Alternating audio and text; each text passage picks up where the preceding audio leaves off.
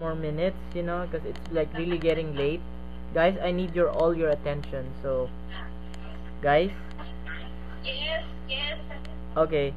So are we clear on that, Ramon? Everybody, any more inputs?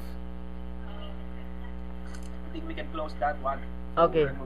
Sige, cool. Okay, the next one, dalawa na lang topics pag-usapan natin eh. Yung program committee, you know, I know it's a long time from now, you know, na mag-form tayo ng program committee, you know, yung magagawa ng mga, yung Pwede mga, ako mag-suggest sa program. yeah. Kasi nabasa ko lang doon sa post. Yeah. So, may kanya-kanyang gusto na program. So, if ever kung sino-sino yung magka-join, dapat di kayo na lang magka-group, then kayo mag-practice, lalo na yung nasa abroad. Then pag uwi, kasi hindi ka naman uuwi doon para mag-practice pa, Oo. eh di prepared na, di ba? Hindi, kung halimbawa yung ibang hindi makauwi na nasa abroad, I was thinking, you know, we can do a program here, and probably a video, and then we can, you know, probably showcase it, you know, at the Pwede same rin. time, di ba? Pero yung talagang willing na umuwi, Yeah. and then magkakasama, edi sila na mag-create ng kung ano yung ano nila, di ba? Right. Isang suggestion ko lang, kung halimbawa malayo, hindi makauwi talaga for some reason, kung masasabayan natin yung program sa Pilipinas, meron namang Skype, pwede namang mag-video, Yeah. para meron namang Parang sa- projector, kumbaga Parang sa ma-feel TV. din, parang ma-feel din naman na kumbaga yung presence namin at saka nakikita namin kayo, parang Right. ganun ba yung technology iba na eh. So kung yun lang. Yeah. Or i-video natin, tapos i-ano natin, padala natin yung video sa kanila so they can play it, you know. No, Joel? Yeah. Edgar. Yeah, pwede, sabi nga ni Claire, ano yung technology natin, pwede, pag nagawa na yung Ruby po. group Si Ruby po. Pilipinas, Ruby, yung sa Pilipinas na yung mga students natin doon, pwedeng i-ano nila doon sa program nila. Syempre, aside from doon sa pinaka-main program, meron yung mga extra na like pwede natin dive na no? O yung ano natin, yung sa internet, pwede natin natin sa Yeah. tapos kung ano pang other suggestions na alam mo yun sa about India, marami naman tayong batchmate na nasa ganung linya, so I believe na yun pwede rin natin makakaya. Okay. Yeah. Total matagal pa naman. It's a long shot, you know. We can come up with a lot of you know, activities na pwede nating, you know, i-include dun sa program, you know, and Tsaka kailangan magsayaw yung mga sweetheart na batchmate na nagkatuluyan. ganun, oo. Masaya yun. Ay, nagwala ko yung isa dito.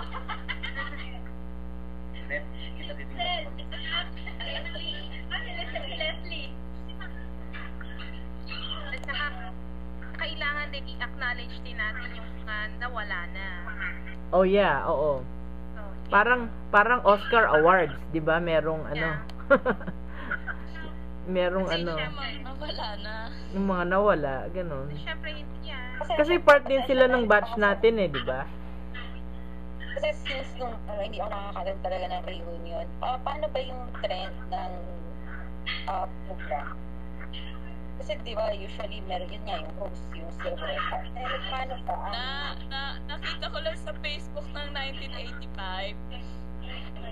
Lahat ng batch nag-perform. May batch din na nagpa-perform. Tapos merong dominant, di ba? Yun yung silver. Kasi nakausap yung nag-perform nitong January. Meron ding batch na yung atatanda, yung mga simula pa nung ng ay na buhay pa, nag-perform din. Hindi lang yung bawa kung tayo host, tayo ng batch 89 yung mag-perform. Kung gusto Kasi nila, historical celebrant sila. Parang parang meron lang yata sila parang 30. Saka, meron mag-take 10 minutes, tapos yung celebrant parang 30, parang ganon. Tama ba? Parang ganon. Parang lahat nagpa-perform. Pero tama rin ba kung sabihin na tayo ang mag-sponsor ng food, ng chairs, ng Doon. Yeah. Sabi nung 1985, kung tayo lahat sa pagkain, lahat. Okay. Ramon, do you have like a final figure yung talagang magagastos sa reunion na 2014, or are we safe to assume that we're targeting like 1 million pesos or what? Joel, yung isang batch na nag-declare ng expenses nila, Right. nakasurvive yung 800,000. Uh-huh. But na alam niyo naman na the next meeting that the inflation rate is unpredictable. Right. Uh-huh. Hindi natin alam. So, we have to target sa 7 digits. Okay. Targetin natin, kung hindi natin ma-hit yun, at least close that. Yeah. Yeah, normally kasi Ramon, ang inflation is about 10 to 12% per year. So, it's gonna be around 1.2 kung titingnan natin 2014 if we're targeting 2014. So, at least, you know, like I was thinking like every year we have like a deadline. So like on the last year, you know, when it's getting close to like 2014, you know, we can like do a double effort. You know what I'm saying? Mas maganda yung may deadline ka every year para at least alam mo yung target mo, you know? Like for example, for this year, ang goal natin is 300,000, ganun ba yun? Right. Actually, hindi. Kasi we only have like 3 years. 3 years na 3 years left. 3 years na lang. Yeah. So, So, ayoko lang ng masyado mataas at baka malula tayo. so, you know, more or less mga 400,000 pesos every year yung kailangan nating ma-come up, you know, in order for us to like, you know, get to that figure. Tama, Joel. Yeah. Tama. Kasi aim for the mabayan. If we miss, we do. Yeah, kasi para malaman natin, halimbawa, in the second year, kung kailangan natin mag-double effort or we need sponsorships or whatever, you know. Yeah, alam mo, I think it's time, ito yung right time na mag-solicit ngayon kasi election eh. Yeah. Naisip ko rin yun.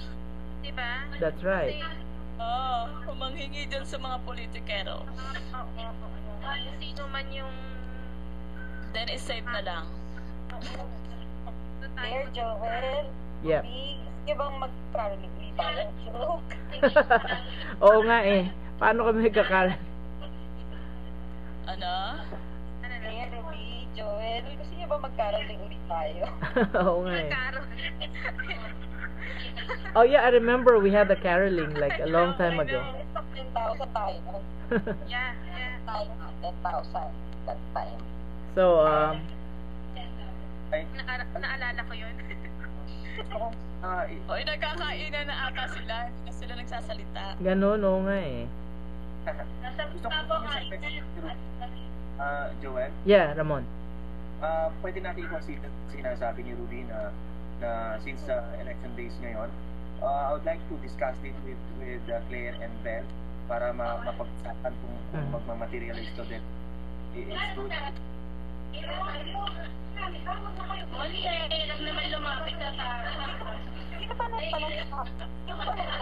Claribel?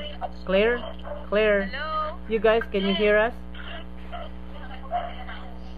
Guys, Claire. Sa akin na net pa tayong kabatch na politiko. Parang mahirap lumapit sa politiko ngayon. Wala ata. Kasi, ang tiga kong kwento eh, naalala ko lang. Kaya talaga alam mo Ramon, mas maganda kung talagang isang group